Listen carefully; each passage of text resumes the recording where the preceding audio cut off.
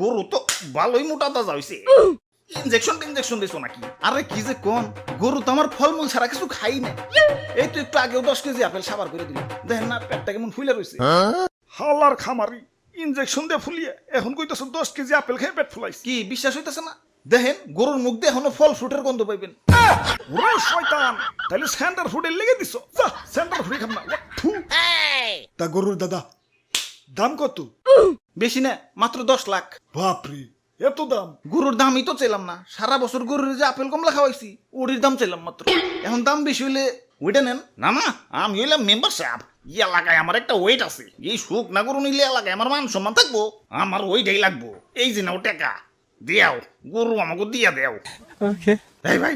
দেন হাসিলের টাকাটা দেন ওরে বাপুরে গরু কিনা পকেট ফাঁকা হয়ে গেছে পকেটে আর কোনো ক্যাশ কুশ নাই ক্যাশ না থাকলে বিকাশে দেন আরে